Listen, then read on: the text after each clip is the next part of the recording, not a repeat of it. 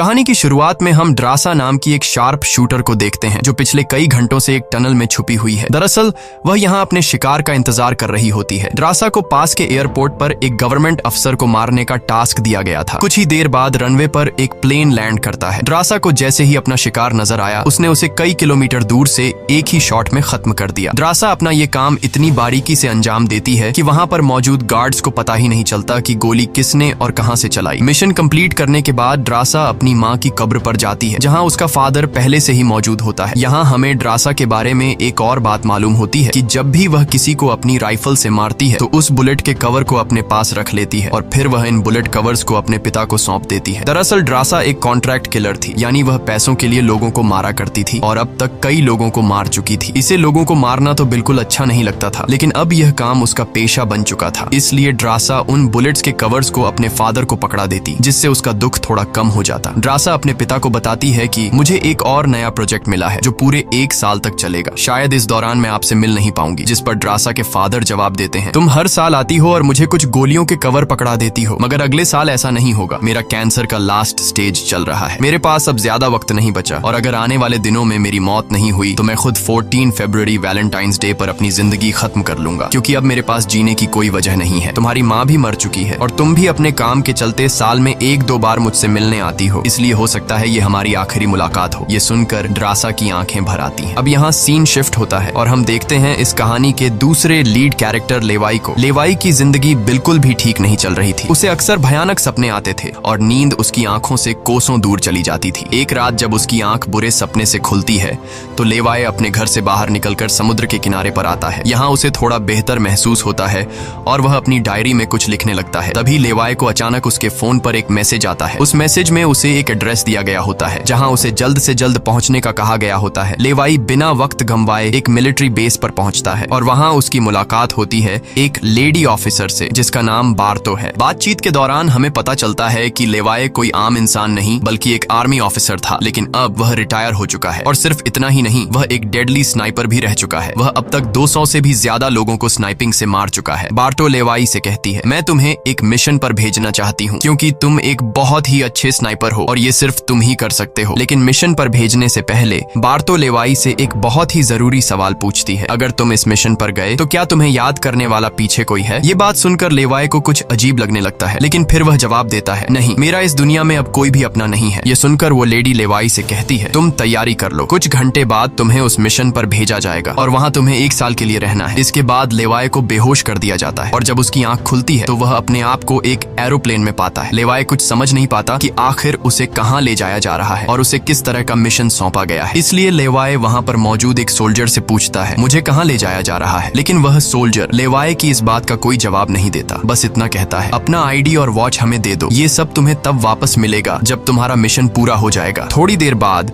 वो सोल्जर उसे बताता है, अब तुम्हारा प्लेन से उतरने का वक्त आ चुका है। कुछ ही मिनटों में हम नो फ्लाइंग जोन एरिया में एंटर करने वाले हैं। यहाँ से आगे जाने की हमें परमिशन नहीं है। बस वह सिर्फ इतना बताता है कि नीचे उतरने के बाद तुम्हें अकेले 32 किलोमीटर नॉर्थ की तरफ पैदल जाना होगा, तब तुम अपनी मिशन वाली जगह पर पहुंच जाओगे। लेकिन लेवाई के दिमाग में अब भी एक ही बात चल रही थी। वो फिर से उस सोल्जर से पूछता है, आखिर हम जा कहाँ रहे हैं? इस पर सोल्जर जवाब देता है, मुझे इस सवाल का जवाब देने का परमिशन नहीं है। मेरी वर्दी में एक माइक्रोफोन लगा हुआ है। अगर मैंने तुम्हें इस जगह के बारे में बताया तो मुझे नौकरी से निकाला जा सकता है या फिर मारा भी जा सकता है। यह बात सुनकर लेवाई के गले में सांसें अटक जाती हैं। इसके बाद उसे एक पैराशूट दिया जाता है और प्लेन का दरवाजा खुलते ही लेवाई कूद जाता है और सेफली लैंडिंग करता है। लेकिन असली गेम तो अब शुरू होता है। 32 किलोमीटर की दूरी उसे पैदल तय करनी थी। लेवाई को पैदल चलते चलते 2 दिन बीत जाते हैं और 2 दिनों का लंबा सफर तय करने के बाद फाइनली वो उस जगह पर पहुंच जाता है। वो देखता है कि ये एक बहुत ही सुनसान इलाका है जहां इंसान तो दूर बल्कि उससे परिंदे भी नहीं दिखाई देते। तभी उसकी मुलाकात जेडी नाम के एक आदमी से होती है। जेडी 1 साल तक यहाँ मिशन पर था, अब उसकी ड्यूटी खत्म हो चुकी है, इसलिए अब लेवाई उसकी जगह संभालेगा। जेडी लेवाई को एक वॉच टावर की तरफ ले जाता है। टावर के टॉप पर पहुंचने के बाद लेवाई को अब भी समझ नहीं आ रहा था कि उसे यहाँ क्या काम करना है। यही सवाल जब वो जेडी से पूछता है तो जेडी जवाब देता है, यहाँ एक बहुत ही गहरी खाई है जिसे गॉर्ज नाम दिया गया है। ये एक बहुत ही मिस्टीरियस और गहरी खाई है जिसके बॉटम तक आज तक कोई भी नहीं पहुंच पाया। तुम्हारा काम बहुत ही सिंपल है, तुम्हें इस खाई की पहरेदारी करनी है। इसके बाद वो लेवाई को यहाँ के स्ट्रिक्ट रूल्स बताता है। वह कहता है, तुम यहाँ से बाहर महीने में एक ही बार हेडक्वार्टर फोन कर सकते हो, चाहे कुछ भी हो जाए। तुम बाहर की दुनिया से जुड़ने की उम्मीद मत रखना। ये टावर, जिसे हम वेस्ट टावर कहते हैं, इसके ठीक सामने ईस्ट टावर है, वह रशिया का है। वहाँ भी एक गार्ड अपनी ड्यूटी निभा रहा है, लेकिन तुम दोनों के बीच कोई भी कॉन्टैक्ट अलाउ नहीं है। तुम्हें सिर्फ अपनी ड्यूटी पर ध्यान देना है और हाँ, आने वाले खतरे के लिए हर वक्त तैयार रहना, क्योंकि यहाँ तुम पर किसी भी वक्त हमला किया जा सकता है। यहाँ ऑटोमेटिक गन्स और नीचे ढेर सारे लैंड माइन्स लगाए हुए हैं। अगर ऑटोमेटिक गन्स में गोलियां खत्म हो जाए तो उसे हमेशा रिलोड रखना, क्योंकि हमले के दौरान ऑटोमेटिक गन्स तुम्हारी बहुत काम आएगी। और आखिरी बात, अगर तुम्हें कभी भी यहाँ तेज सायरन की आवाज सुनाई देने लगे तो तुम बिना सोचे समझे यहाँ से भाग जाना। जेडी कहता है, मुझे भी नहीं पता कि ऐसा क्यों बोला गया है, लेकिन मुझे जो पिछले ड्यूटी वर्कर ने बताया था वही मैं तुम्हें बता रहा हूँ। लेवाई उसकी सारी बातें अच्छी तरह से सुन लेता है, पर उसका सवाल एक ही था। वह पूछता है, आखिर यहाँ ऐसा क्या है जिसके लिए इतनी स्ट्रिक्ट सिक्योरिटी लगाई गई है? तभी जेडी एक ग्रेनेड निकालता है और इस ग्रेनेड को उस गहरी खाई में फेंक देता है। ग्रेनेड जैसे ही खाई की गहराइयों में धमाका करता है, वहाँ से एक अजीब भयानक आवाज गूंजने लगती है। वो आवाज किसी इंसान की बिल्कुल भी नहीं थी, वो किसी ऐसी चीज की थी जो अंधेरे में छुपी थी। जेडी लेवाई की तरफ देखता है और कहता है, ये आवाज जो तुम सुन रहे हो, ये उन क्रीचर्स की है जिन्हें हम होलोमैन कहते हैं। ये क्रीचर्स इस घड़े के अंदर रहते हैं और तुम्हारी यहाँ पर ड्यूटी ये है कि इस घड़े के अंदर से किसी भी क्रीचर को बाहर निकलने नहीं देना है। कहा जाता है कि 1940 में यूएस आर्मी के 2400 आर्मी सोल्जर्स को इस गड्ढे के अंदर भेजा गया था, ताकि यह सोल्जर्स उस गड्ढे के अंदर मौजूद सभी क्रीचर्स को खत्म कर सकें। लेकिन आज तक उनमें से एक भी जिंदा सोल्जर वापस लौट कर नहीं आया। और अब जेडी लेवाई को पूरी इंफॉर्मेशन, हर एक चीज का बताकर घर वापस जाने की तैयारी करने लगा, क्योंकि उसने यहाँ 1 साल की ड्यूटी पूरी कर दी। अब लेवाई को यहाँ 1 साल तक ड्यूटी देनी थी। जेडी लेवाई को अलविदा कहकर यहाँ से निकल पड़ता है। वह बहुत खुश था क्योंकि 1 साल बाद वह घर जाने वाला था, लेकिन उसे पता नहीं था कि आगे उसके साथ कुछ ऐसा होने वाला है जिसके बारे में सोचने से भी डर लगता है। लोकेशन पर पहुंचने के बाद जेडी जैसे ही स्मोक करता है, तब एक हेलीकॉप्टर उसे लेने के लिए आता है। वह हेलीकॉप्टर उसके लिए रस्सी नीचे फेंकता है और जेडी इस रस्सी के जरिए ऊपर हेलीकॉप्टर में चढ़ने लगता है। हेलीकॉप्टर में बैठा एक सोल्जर पहले जेडी की आइडेंटिटी कंफर्म करता है। जेडी जब उसे अपनी पूरी इंफॉर्मेशन देता है तो हेलीकॉप्टर में बैठा वो सोल्जर पहले जेडी को शूट करता है और उसके बाद उसकी रस्सी काट कर उसे नीचे गिरा देता है। अब यहाँ एक बात तो साफ हो चुकी थी कि जो इस जगह आता है वो यहाँ से कभी लौट नहीं पाता। इसके बाद हमें अगले दिन का सीन दिखाया जाता है। लेवाई अपने काम को निभाने लगता है। सबसे पहले वो यहाँ की कुछ रिपोर्ट्स चेक करता है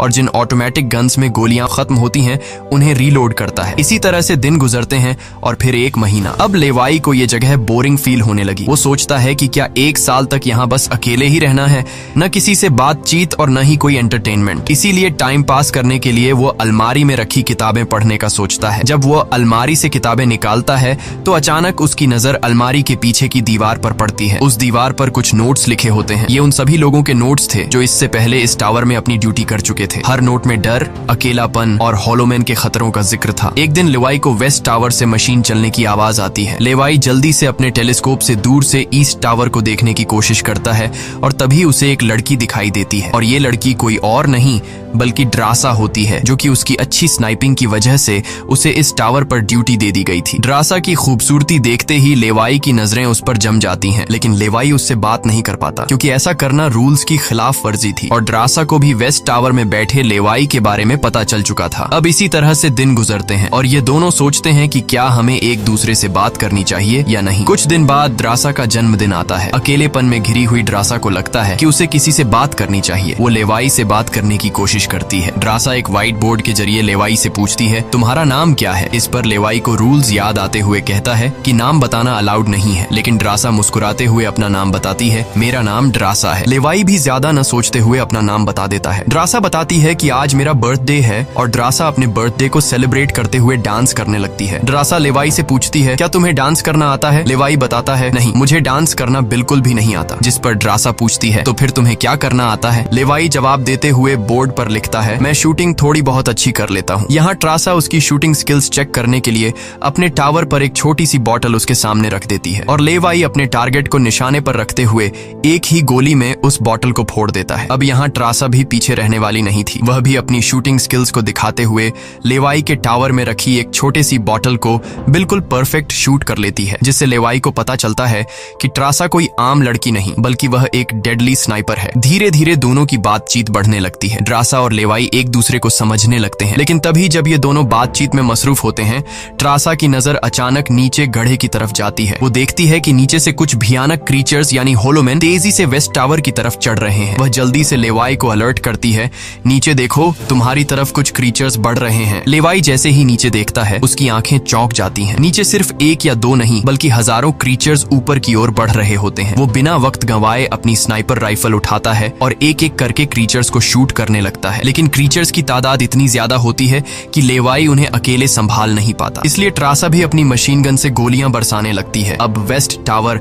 यानी ट्रासा की तरफ भी क्रीचर्स बढ़ने लगे। ये दोनों अपनी अपनी साइड से इन क्रीचर्स को मारने लगते हैं, लेकिन तभी लेवाई देखता है कि एक क्रीचर ऊपर ट्रासा के टावर तक पहुंच चुका है और वह क्रीचर जैसे ही ट्रासा पर हमला करने वाला होता है तो लेवाई ईस्ट टावर से अपनी जबरदस्त स्नाइपिंग स्किल्स का इस्तेमाल करते हुए उस क्रीचर को मार गिराता है। अब लेवाई और ट्रासा दोनों को एहसास हो जाता है कि इस खतरनाक जगह में अगर जिंदा रहना है तो उन्हें मिलकर लड़ना होगा। सब कुछ संभालने के बाद ट्रासा बताती है, ये मेरी लाइफ का सबसे बेस्ट बर्थडे था। अगली सुबह लेवाई नीचे लगी लैंड माइंस को ठीक करता है और ऑटोमेटिक गन को रीलोड करता है। तभी अचानक खाई के अंदर से एक ड्रोन निकलता है। वो ड्रोन कुछ सेकंड्स तक लेवाई की तरफ देखता है। ड्रोन अजीब तरीके से स्कैन करता है। ये देखकर लेवाई हैरान रह जाता है और उसे कुछ समझ नहीं आता कि ये ड्रोन क्यों और किसके लिए भेजा गया था। इस तरह से दिन गुजरते हैं और फिर महीने। इन दोनों की आपस में दोस्ती होने के बाद अब उनके दिन अच्छे गुजर रहे थे और अब उन्हें अकेलापन बिल्कुल भी महसूस नहीं होता था। पर एक दिन ट्रासा बहुत ज्यादा सैड होती है क्योंकि आज 14 फेब था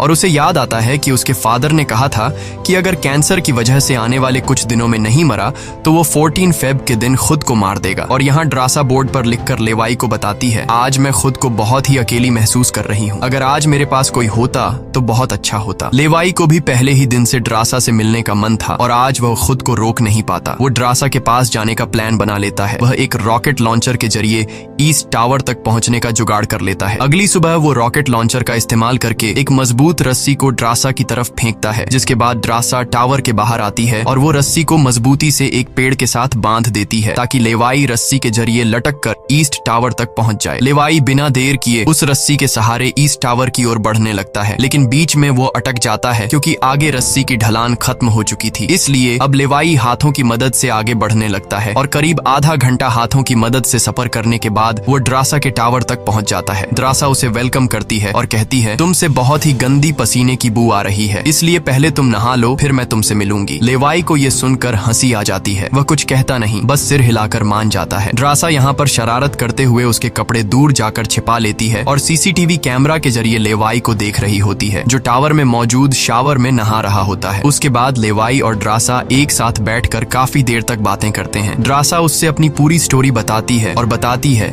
कि अब इस दुनिया में मेरा कोई नहीं रहा, सिर्फ मेरे फादर जिंदा बचे थे, पर कल के दिन उसने भी खुद को मार दिया होगा। यहाँ लेवाई भी ट्रासा को रात में आने वाले भयानक सपने और अपने उन दिनों के किस्से सुनाता है जब वो यूएस आर्मी में था। इस तरह से बातें करते करते रात हो जाती है। ट्रासा यहाँ एक सॉफ्ट म्यूजिक लगा लेती है। ये दोनों म्यूजिक की धुन पर डांस करने लगते हैं। इसी डांस के दौरान वो एक दूसरे के करीब आने लगते हैं और उनके बीच रोमांस होने लगता है। कुछ देर बाद लेवाई ट्रासा की तरफ देखकर एक मुस्कान के साथ कहता है, मैंने तुम्हारे लिए एक शायरी लिखी है, जब हम यहाँ से निकलेंगे तभी मैं तुम्हें वो शायरी दूंगा। अगले दिन लेवाई को वापस अपने वेस्ट टावर लौटना था। वह ट्रासा को अलविदा कहता है और रस्सी के सहारे वेस्ट टावर की तरफ चलना शुरू कर देता है। ट्रासा भी उसे जाते हुए देखती रहती है, लेकिन तभी हम देखते हैं कि कुछ क्रीचर्स ऊपर टावर की तरफ बढ़ रहे हैं, जिनमें से एक क्रीचर वहां लगे लैंड माइन से टकरा जाता है और एक जोरदार धमाका होता है। लैंड माइन के फटने से जो उसके लोहे के पार्ट्स हवा में उड़ जाते हैं, उनमें से एक पार्ट रस्सी से टकरा जाता है, जिससे रस्सी टूट जाती है और वह तेजी से उस खाई में गिर जाता है। है। लेवाई को गिरते देखकर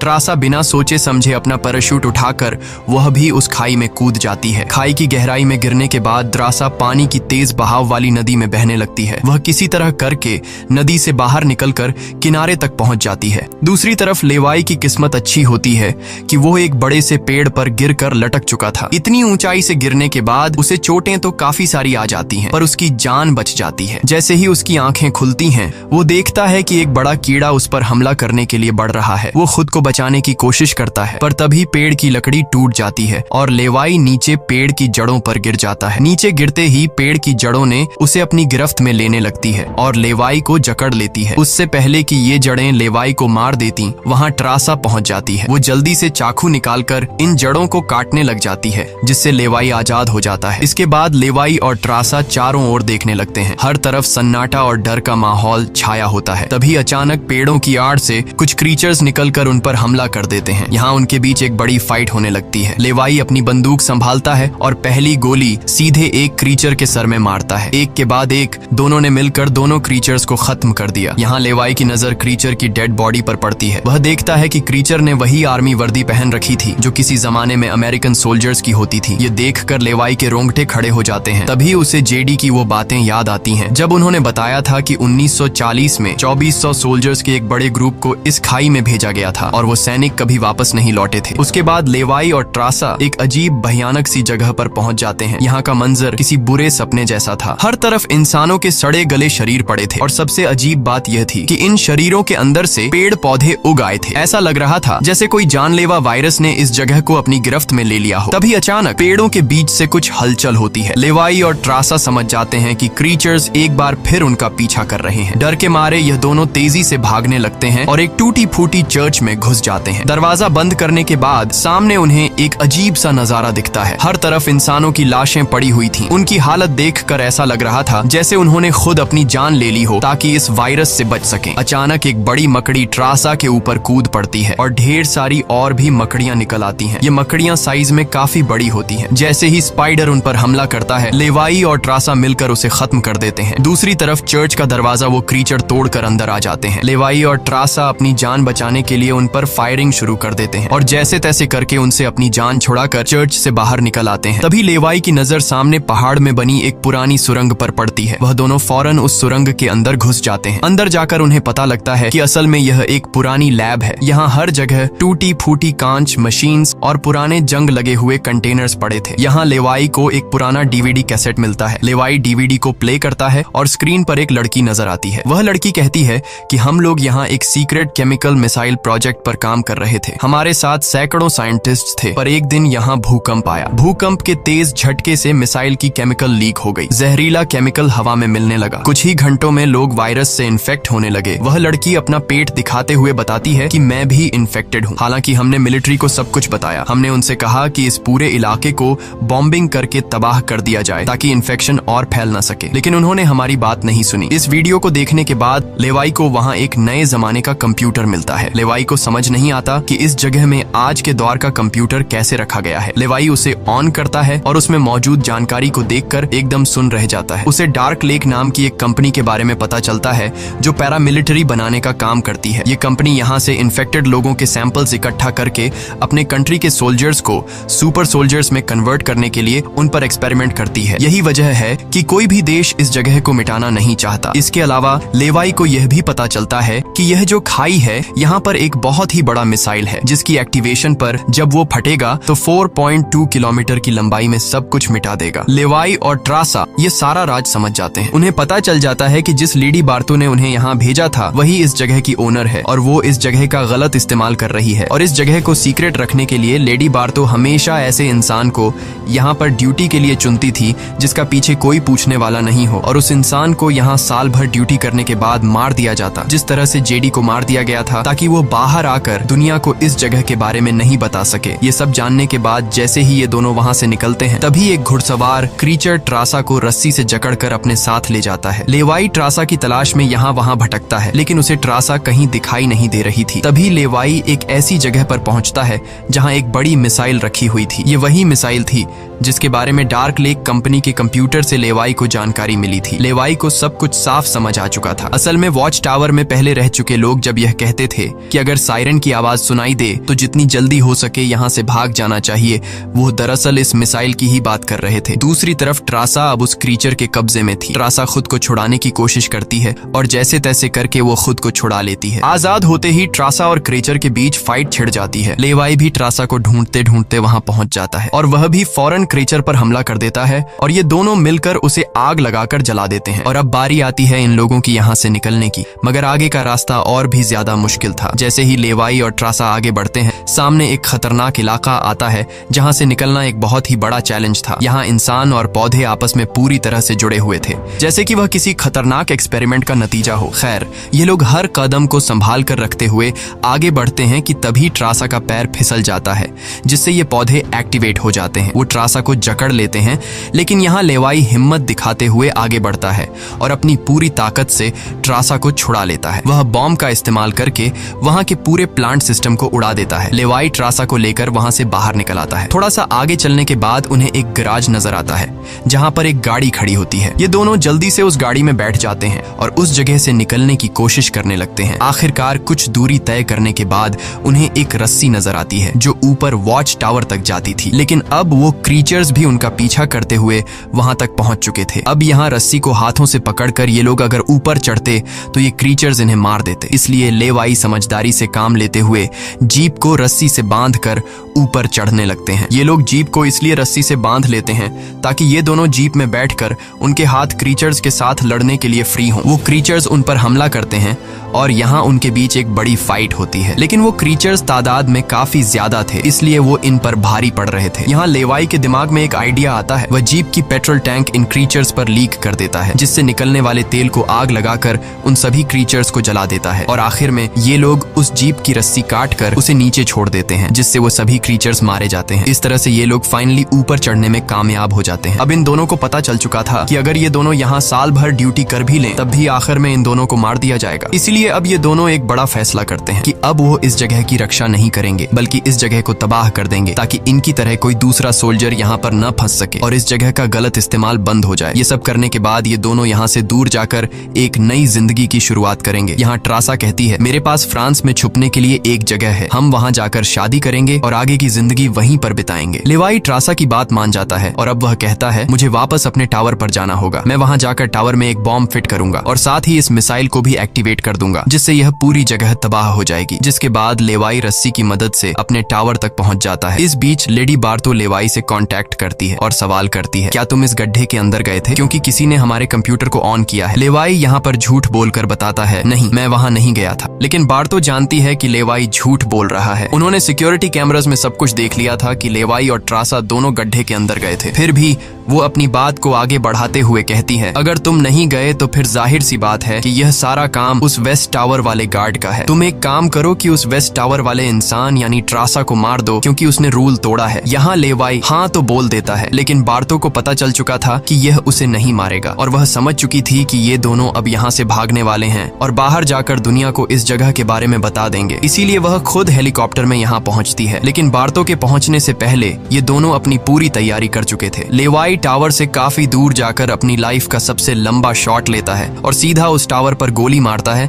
जो सीधा नीचे मिसाइल से कनेक्ट था, जिससे एक तेज सायरन बजने लगता है। अब उनके पास टाइम कम था। ये दोनों तेजी से भागने लगते हैं क्योंकि जब मिसाइल फटेगी तो वह 4.2 किलोमीटर के एरिया को तबाह कर देगी। लेवाई और ट्रासा दोनों पूरी ताकत से जंगल की ओर भागने लगते हैं। ट्रासा अपनी जान बचाते हुए उस जगह से काफी दूर निकल जाती है, लेकिन लेवाई के पैर में चोट आई थी जिससे वह तेज नहीं भाग सकता था। दूसरी तरफ बार्तो को भी यह समझ आ चुका था कि जल्द ही मिसाइल ब्लास्ट होने वाला है। ठीक इसी वक्त मिसाइल एक्टिवेट हो जाती है और एक बहुत ही बड़ा धमाका होता है जिससे पूरी खाई तबाह होने लगती है। ये ब्लास्ट इतना भयानक था कि उसके लपटने और झटके दूर तक फैल गए, जिसमें बार्तो का हेलीकॉप्टर भी उस धमाके की चपेट में आ जाता है और वह वहीं मारी जाती है। ट्रासा ने तो 4.2 किलोमीटर का फासला तय कर लिया था, लेकिन लेवाई उस धमाके की लपेट में आ जाता है और धमाके से आने वाली तेज हवा उसे पानी में गिरा देती है। दूसरी तरफ खाई में सभी क्रीचर्स मारे जाते हैं। अब सिर्फ ट्रासा उस धमाके में जिंदा बच गई थी और वह एक ऊंची जगह पर खड़ी होकर